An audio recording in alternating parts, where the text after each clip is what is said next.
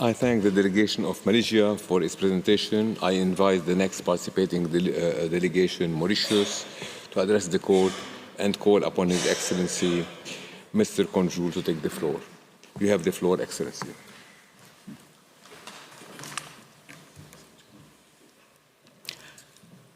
Mr. President, Madam Vice President, members of the court, it is an honor for me to address you on behalf of the Republic of Mauritius.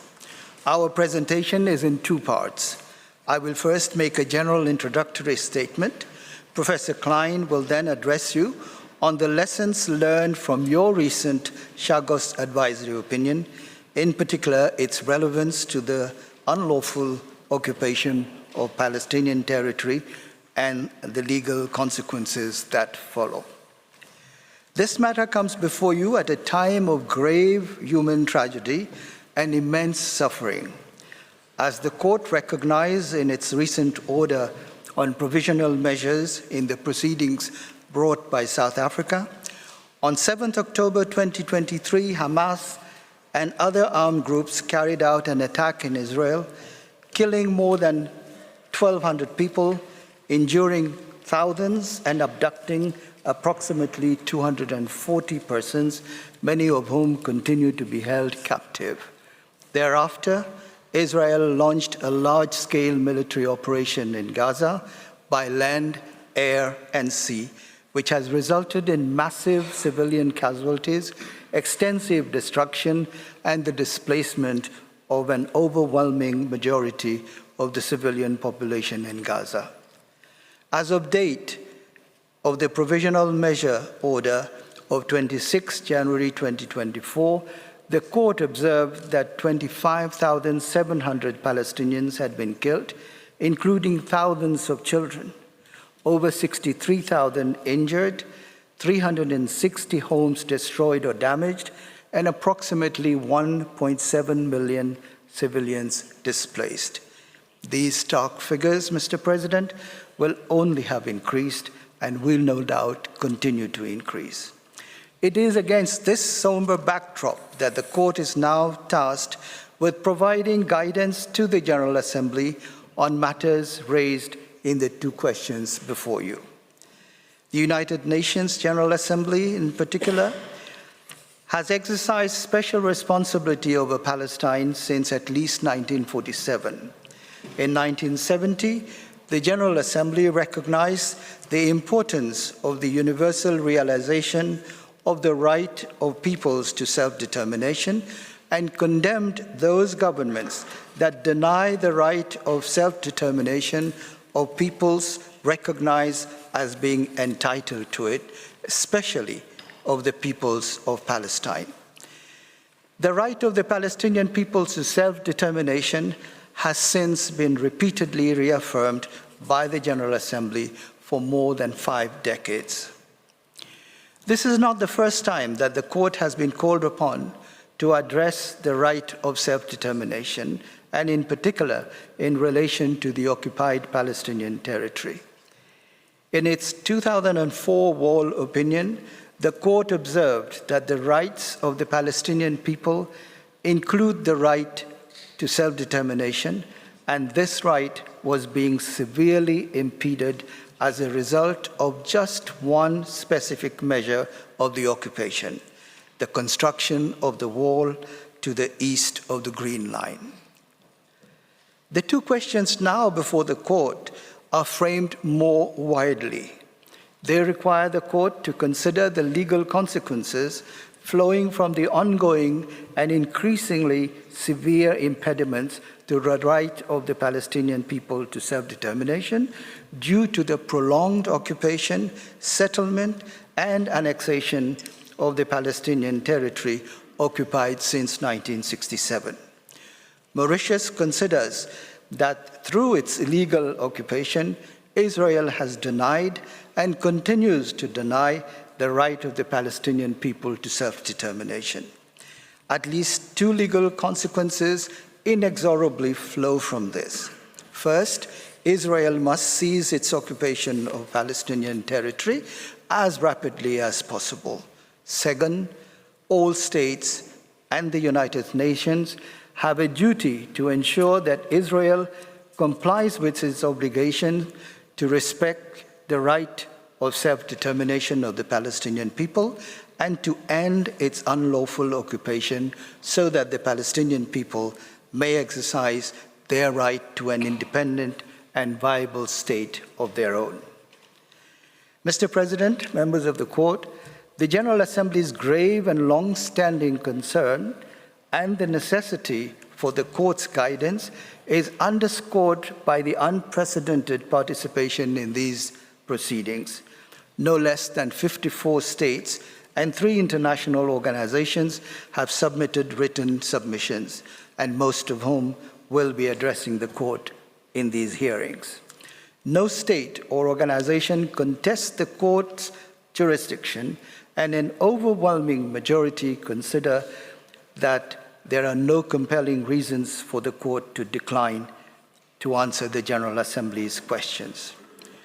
Mr. President, members of the Court, as you will be acutely aware, the last advisory opinion rendered by the Court concerned the decolonization of Mauritius, and in particular, the legal consequences of the separation of the Chagos Archipelago from Mauritius in 1965.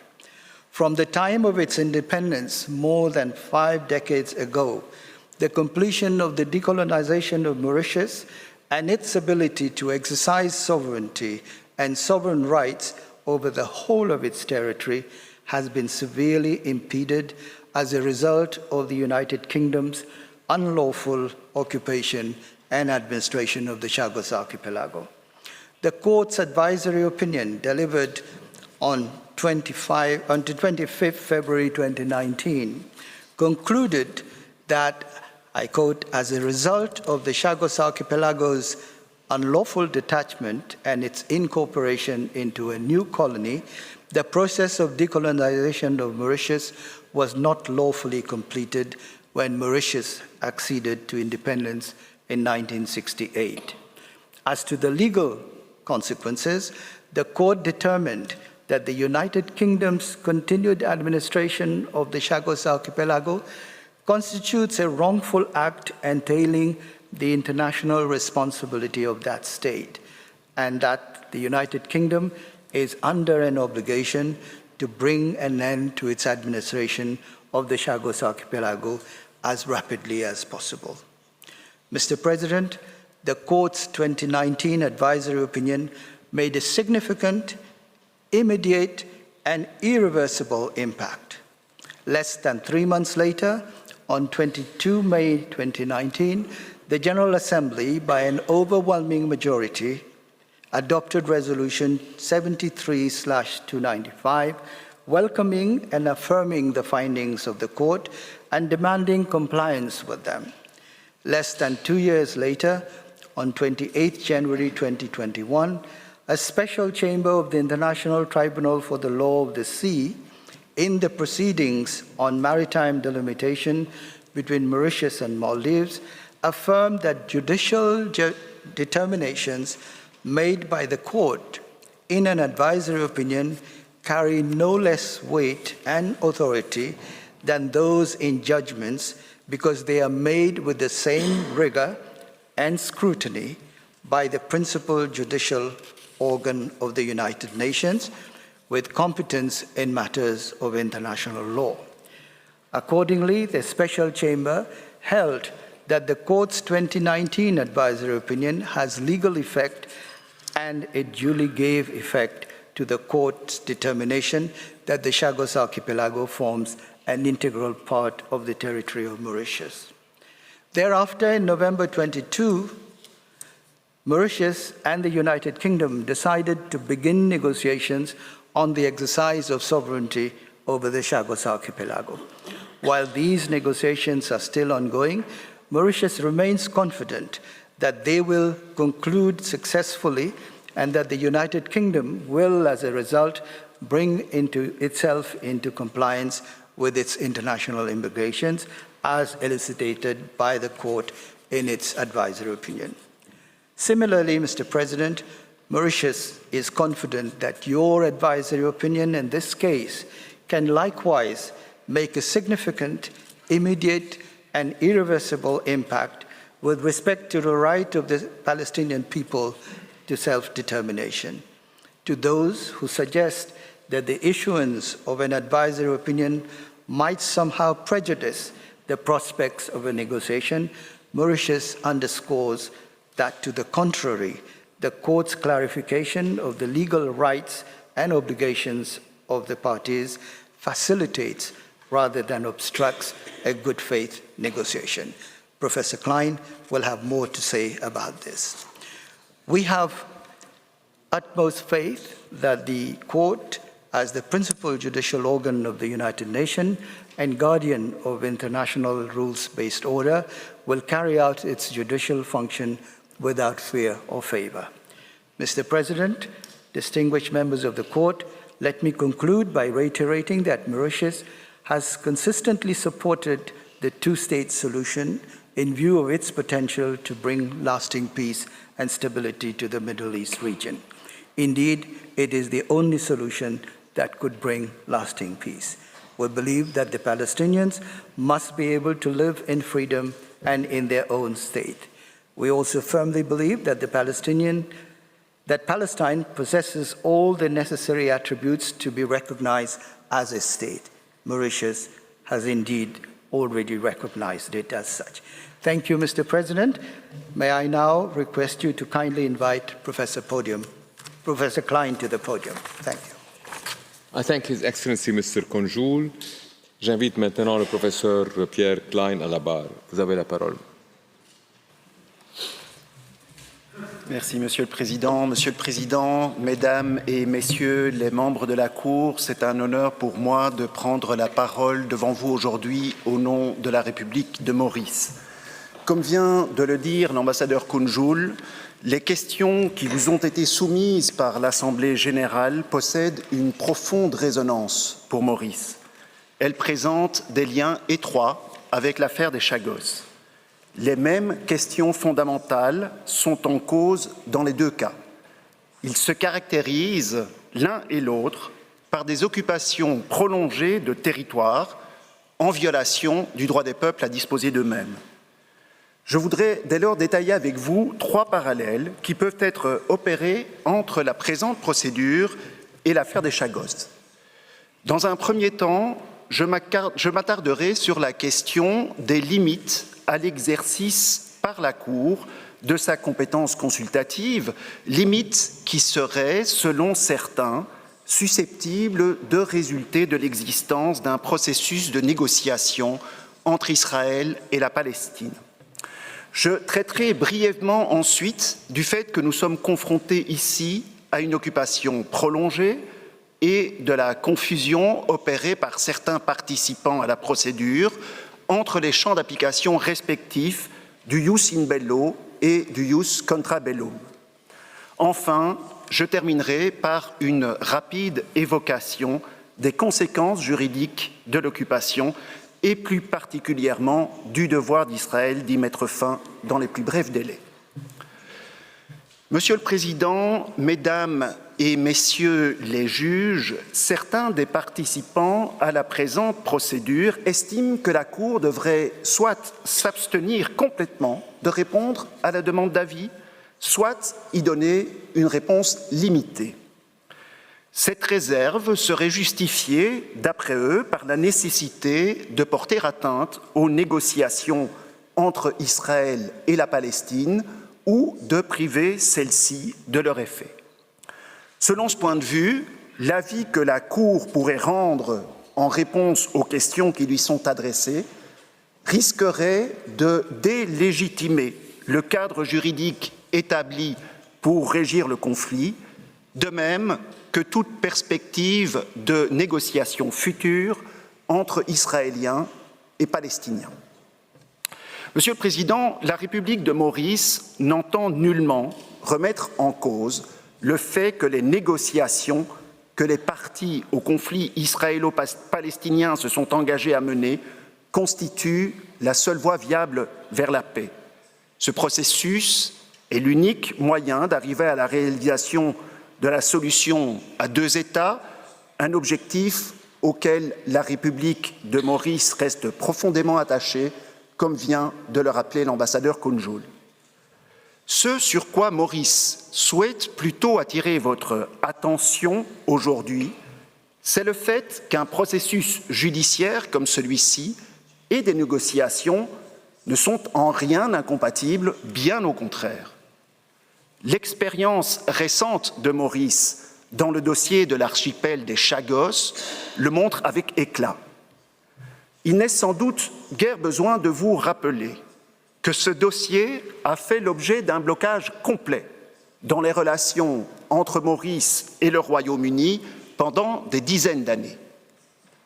Mais en moins d'un an, entre novembre 2022 et septembre 2023, la situation de l'archipel des Chagos a donné lieu à pas moins de 6 rondes de négociations entre les deux États. Était-ce parce que les deux parties avaient soudainement été touchées par la grâce? Certainement pas, ou en tout cas, pas seulement. Ce qui s'est plutôt avéré déterminant, c'est évidemment l'avis consultatif que vous avez rendu en février 2019, ainsi que les suites réservées à cet avis, en particulier par le Tribunal international du droit de la mer, auquel l'ambassadeur Kounjoul vient de faire référence. En concluant que le processus de décolonisation de Maurice n'avait pas été mené à bien, la Cour a clarifié la situation juridique existant entre les parties. L'avis de 2019 et ses conséquences ont manifestement joué un rôle majeur pour convaincre les autorités britanniques de s'engager enfin dans la voie des négociations sur l'exercice de la souveraineté sur l'archipel des Chagos. Et il est particulièrement intéressant de relever que quand le ministre des Affaires étrangères britannique évoque ces négociations, il le fait en observant qu'elles prennent en compte les décisions judiciaires internationales récentes et qu'elles sont menées en vue d'aboutir, je le cite, à un accord fondé sur le droit international. Fin de citation. L'Assemblée générale ne demande rien d'autre aujourd'hui. Elle n'entend manifestement nullement faire obstacle à des négociations futures. Mais elle est soucieuse de s'assurer que tout processus de cet ordre soit clairement encadré par le droit, en veillant à ce que la situation juridique des parties soit ici aussi clarifiée.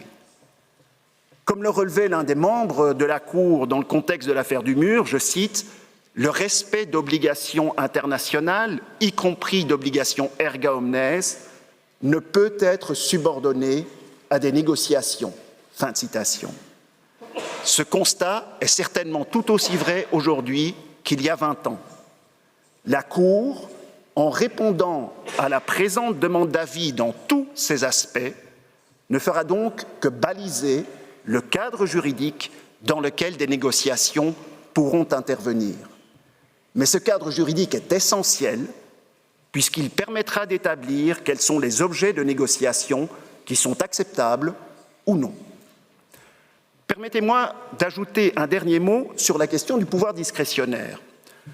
Selon certains participants à la présente procédure, la Cour, si elle répondait à l'intégralité des questions qui lui sont adressées, risquerait de contourner l'exigence cardinale du consentement au règlement juridictionnel des différends. Il en serait ainsi dès lors qu'elle serait amenée, par certains aspects de ces questions, à se prononcer sur le statut des territoires qui sont au cœur du contentieux israélo-palestinien, voire sur les frontières des territoires en cause. Le même argument avait été soulevé dans l'affaire des Chagos. Selon certains, il se serait agi d'un contentieux territorial bilatéral dans lequel la Cour n'aurait eu aucun titre à intervenir dans le cadre d'une procédure consultative.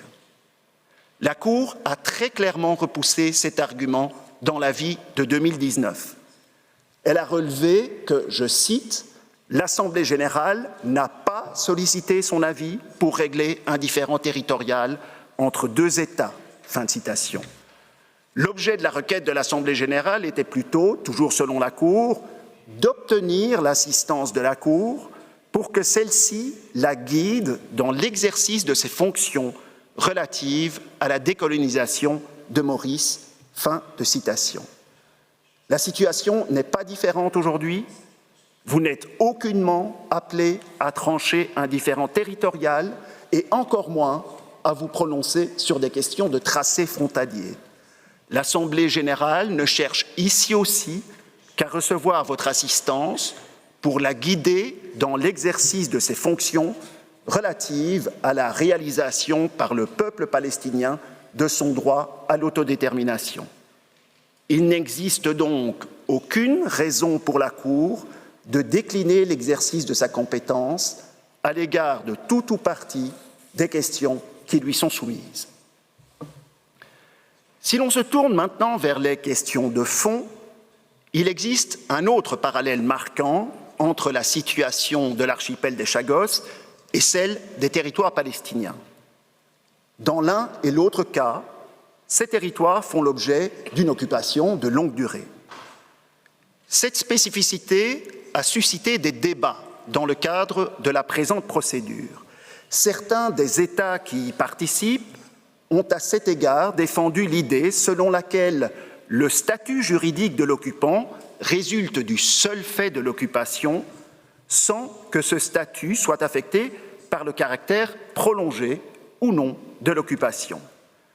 Il faudrait dès lors, selon cette approche, envisager la question de la licéité des actes de l'occupant sous le seul angle du droit des conflits armés.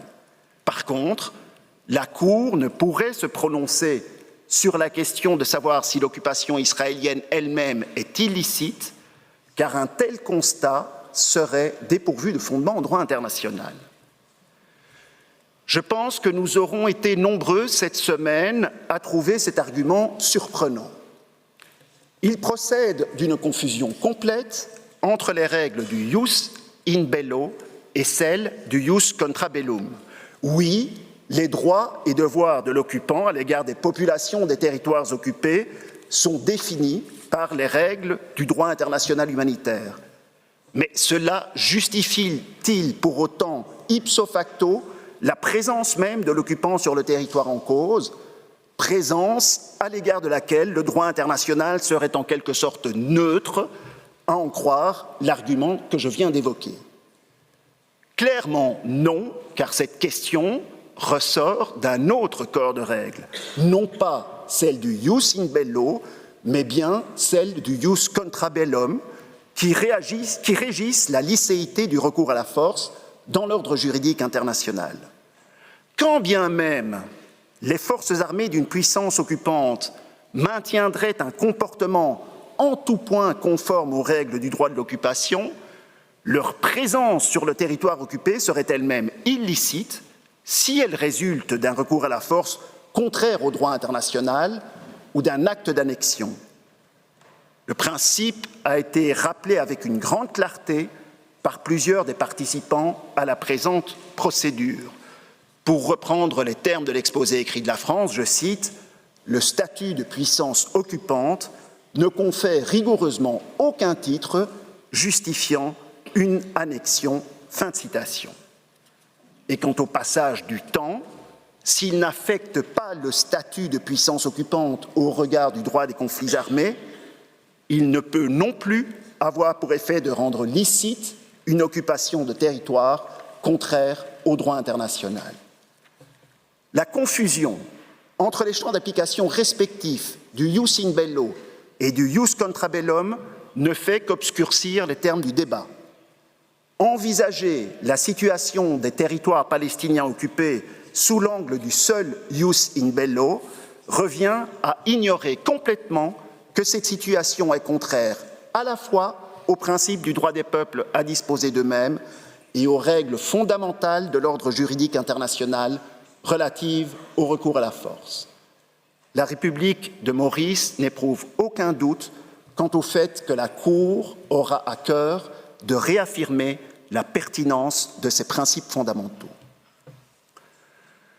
Ceci m'amène au dernier point de mon exposé, à savoir la question des conséquences de l'occupation prolongée des territoires palestiniens par Israël.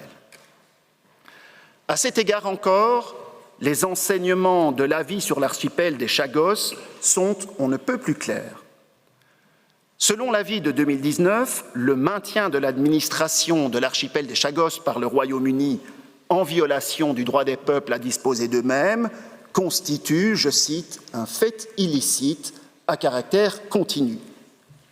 Dès lors, poursuit la Cour, le Royaume-Uni est tenu, dans les plus brefs délais, de mettre fin à son administration de l'archipel des Chagos, ce qui permettra à Maurice d'achever la décolonisation de son territoire dans le respect du droit des peuples à l'autodétermination. Fin de citation. Il en va indubitablement de même pour les territoires palestiniens occupés. Là aussi, l'occupation constitue un fait illicite à caractère continu, et là aussi, il doit être mis fin à l'administration de ces territoires par Israël dans les plus brefs délais, afin de permettre l'exercice par le peuple palestinien de son droit à l'autodétermination. Permettez-moi, Monsieur le Président, d'ajouter un dernier élément à ce sujet. Pas plus les accords qui ont pu être conclus entre Israël et la Palestine que les éventuelles négociations entre les parties ne sont de nature à rendre licite la présence israélienne dans les territoires occupés. La Cour a été confrontée à un cas de figure du même ordre dans l'affaire des activités armées sur le territoire du Congo. L'Ouganda cherchait à justifier la présence de ses troupes en territoire congolais en se référant à plusieurs accords conclus entre les belligérants visant entre autres à fixer, je cite, un cadre pour le retrait ordonné de toutes les forces étrangères afin de créer un environnement stable et sûr. Fin de citation. Mais la Cour a très clairement repoussé cet argument. Elle a relevé, et vous me pardonnerez la longueur de cette citation, mais elle me semble particulièrement pertinente dans le contexte qui nous occupe, que je cite donc « Les arrangements conclus à Lusaka en vue de s'acheminer vers un retrait des forces étrangères et de parvenir à terme à une paix qui garantisse la sécurité pour tous, entendaient prendre en compte les réalités du terrain et l'instabilité de la situation au niveau politique et sur le plan de la sécurité. Pour les parties à l'accord de Lusaka, les dispositions de ce traité établissaient donc un modus operandi. Elles indiquaient aux parties comment aller de l'avant. Elles ne visaient pas à donner une qualification juridique à la présence militaire ougandaise. Fin de citation. Et la Cour en conclut ultimement qu'aucun des éléments de ces accords, je cite, ne vise en général à établir que la présence des forces ougandaises sur le territoire de la RDC était licite. Fin de citation. La situation est exactement la même en ce qui nous concerne. Le processus de paix entre Israël et la Palestine, quels que soient ses aléas, vise bien à parvenir à terme à une paix qui garantisse la sécurité pour tous et à permettre aux parties d'aller de l'avant. Pour autant, aucun de ces éléments ne rend licite la présence israélienne dans les territoires palestiniens occupés. L'existence des accords de paix et d'un éventuel processus de négociation ne remet de ce fait nullement en cause l'obligation pour Israël de se retirer de ces territoires dans les meilleurs délais. Je vous remercie, Monsieur le Président, Mesdames et Messieurs les membres de la Cour, pour l'aimable attention que vous avez prêtée aux exposés oraux de la République de Maurice, et je vous souhaite une très agréable soirée. I thank the delegation of Mauritius for its presentation, which brings to a close this afternoon's hearing. The court will meet again tomorrow morning at 10 a.m. to hear Namibia, Norway, Oman, Pakistan, Indonesia, and Qatar. The sitting is adjourned.